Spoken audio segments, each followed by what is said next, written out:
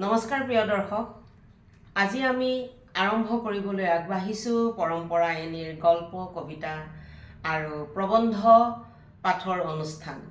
আমি ইতিমধ্যে আপোনালোকক জনাইছিলোঁ যে পৰম্পৰা এনিত যিখিনি গল্প, প্ৰবন্ধ আৰু কবিতা প্ৰকাশ কৰা হয়, আমি এটা পাঠ অনুষ্ঠান, কবিতা আবৃত্তি কওক বা গল্প পাঠ বা প্ৰবন্ধ পাঠৰ অনুষ্ঠান আৰম্ভ কৰিম বুলি কৈছিলোঁ।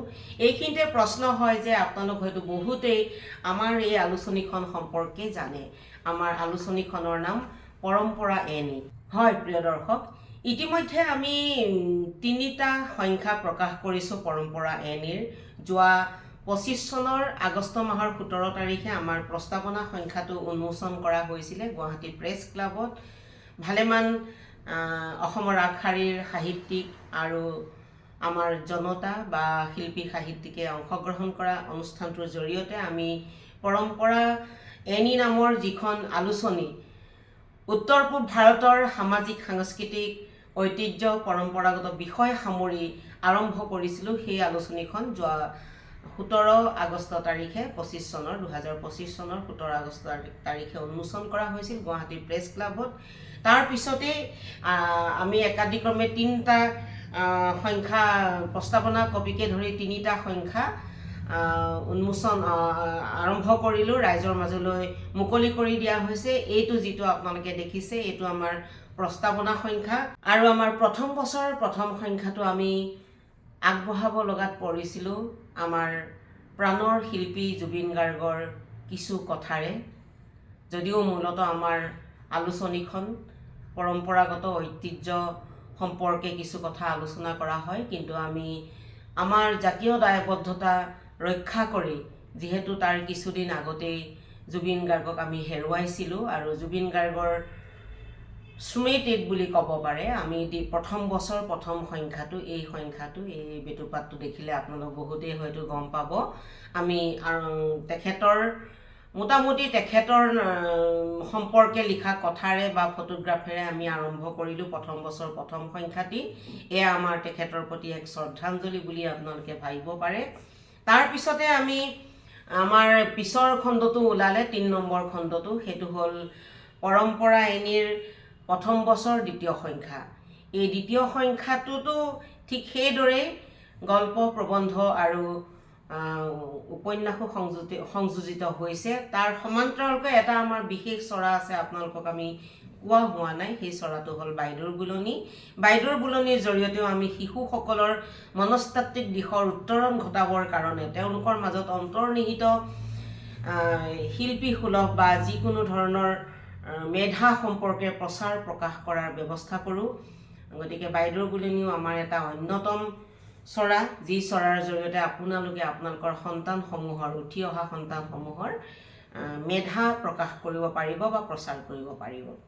এতিয়া আজি আমি আৰম্ভ কৰিম বুলি আপোনালোকক জনাইছিলোঁ যে পৰম্পৰা এনিত যিখিনি গল্প, প্ৰবন্ধ বা কবিতা প্ৰকাশ কৰা হয় সেইখিনি আমি পাঠ কৰিম। কিয়নো আমি ইতিমধ্যে আমাৰ যদিও এই আলোচনীখন এখন এখনকৈ 3খন ওলাল, আৰু এই কথা আপোনালোকক জনাবলৈ পাই আমি সুখী হওঁ যে আমাৰ আলোচনীখন মেগাজিন হিচাপেও ফেচবুক, ইনষ্টাগ্ৰাম আৰু ইউটিউবতো ভিডিঅ' আকাৰে বা লিখিত আকাৰেও আপোনালোকে লাভ কৰিবলৈ পাৰিব। তাৰ লিংক আমি আপোনালোকক দি দিম আমাৰ এই ভিডিঅ'ৰ জৰিয়তে। তাৰ সমান্তৰালকৈ আপোনালোকক জনাবলৈ পাই আমি সুখী হৈছোঁ যে আমাৰ আলোচনীখন ইতিমধ্যে গুগলেও তেওঁলোকৰ পৃষ্ঠাত অকণমান ঠাই দিছে, আমাৰ সম্পৰ্কে কিছু কথা লিখিছে, আৰু আমাৰ ফেচবুক, ইনষ্টাগ্ৰাম আৰু ইউটিউবৰ যিসমূহ লিংক আছে সেই লিংকসমূহো তেওঁলোকে আপলোড কৰিছে, যাৰ জৰিয়তে আপোনালোকে অনলাইন যোগে আমাৰ পৰম্পৰা এনি অধ্যয়ন কৰিবলৈ সুবিধা এটা পাব। আৰু আজি আমি যিটো অনুষ্ঠান আপোনালোকৰ কাৰণে আগবাঢ়িছোঁ সেই অনুষ্ঠানটো হ'ল পাঠ অনুষ্ঠান। পৰম্পৰা এনিত যিখিনি কবিতা, গল্প বা প্ৰবন্ধ প্ৰকাশ কৰা হৈ আহিছে, বা বাইদেউৰ বুলনিটো যিখিনি আছে শিশুসকলৰ কবিতা বা কিছুমান গল্প, চুটি গল্প প্ৰকাশ কৰা হৈছে, সেইবোৰো আমি সময়ত পাঠ কৰিম। কিন্তু আজি আমি প্ৰথম পাঠ অনুষ্ঠানটোত আপোনালোকলৈ এটা বিশেষ কবিতা আগবঢ়াব বিচাৰিছোঁ, যিটো কবিতাই হয়তো আপোনালোকক অকণমান চুই যাব। চুই যাব বুলি এইকাৰণেই কৈছোঁ, অৱক্ষয়ী সমাজখনৰ কিছু ৰূপ দাঙি ধৰা হৈছে। বিশেষকৈ আমাৰ অসমীয়া সমাজখনৰ এনে এটা ৰূপ দাঙি ধৰা হৈছে, যিটো ৰূপ সঁচাকৈ চিন্তা কৰিবলগীয়া। যিটো অসমীয়া জাতিয়ে এটা সময়ত আলহী পৰায়ণ, অতিথি পৰায়ণ বুলি এটা নাম আছিল যি অসমীয়া জাতিৰ, সেই অসমীয়া জাতি আজি আলহী আহিলে পলাই ফুৰা হ'ল।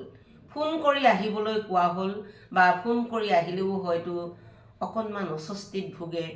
আলহীবোৰ কিয় যে আহিল, এনেকুৱা কিছু মনোভাৱ বহুতৰ মাজত হোৱা দেখিবলৈ পোৱা গৈছে, যাৰ কাৰণে কবিয়ে এনেধৰণে এটা কবিতা লিখিছে, যিটো কবিতাটো মই পাঠ কৰিম আৰু আপোনালোকে নিশ্চয় শুনি ভাবিব এবাৰলৈ হ'লেও, হয় আমি অতিথিপৰায়ণ জাতিটো কেনেকৈ ইমান ব্যক্তিকেন্দ্ৰিক হৈ গ'লোঁ।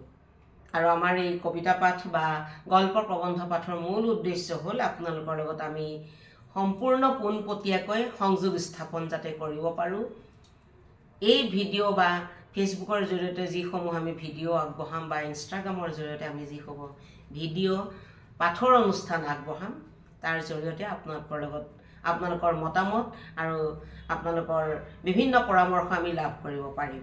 সেই উদ্দেশ্যেৰে আমি আৰম্ভ কৰিছোঁ আমাৰ আজিৰ প্ৰথমটো কবিতা। আৰু এই প্ৰথমটো কবিতা আমাৰ এনেকুৱা নহয় যে প্ৰথম খণ্ডৰ পৰাই আমি কৰিম। আমি যিহেতু প্ৰথমটো কবিতা আপোনালোকৰ বাবে এই প্ৰথম বছৰ দ্বিতীয় খণ্ডৰ পৰা আৰম্ভ কৰিব বিচাৰিছোঁ।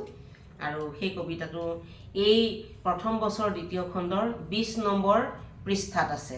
আপোনালোকে যদি কাৰোবাৰ হাতত কপি আছে তেনেহ'লে 20 নম্বৰ পৃষ্ঠালৈ গৈ মই পঢ়ি যোৱাৰ সমান্তৰালকৈ আপোনালোকে চাই যাবও পাৰিব।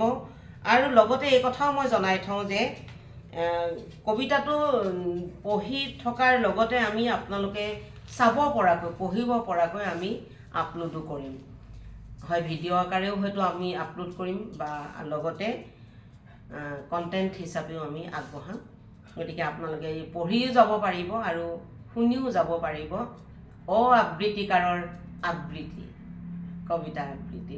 আৰু কবিতাটোৰ নাম মই আপোনালোকৰ আগত প্ৰথমেই কওঁ, নিশা কটাম বুলি অহা আলহীবোৰ কলৈ গ'ল। কবি ৰমেশ চন্দ্ৰ ৰায়। নিশা কটাম বুলি অহা আলহীবোৰ কলৈ গ'ল, তোমালোকচোন কোনোৱেই নহা হলা।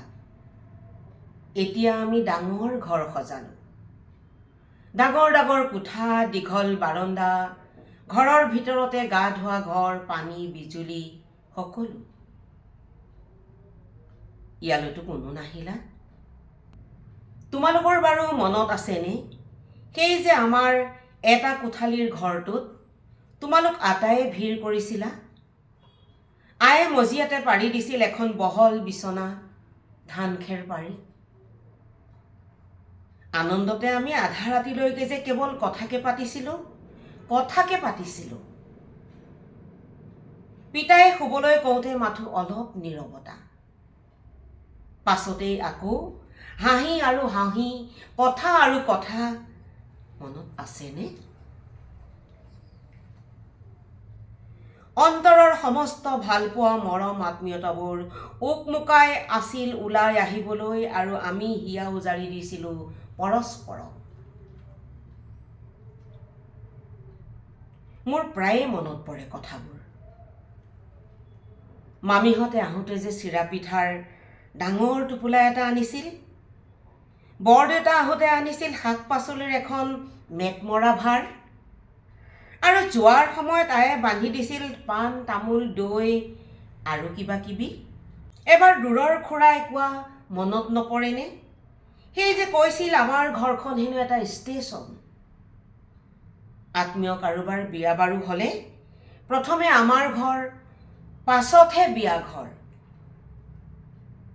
মোৰ বৰ ভাল লাগিছিল আলহীবোৰ আহিলে। বিধে বিধে কথা, বিধে বিধে হাঁহি, সকলো প্ৰাণ খোলা। কি জানো হ'ল, কেতিয়াৰ পৰা তাকো নাজানিলো, সকলো হেৰাই থাকিল।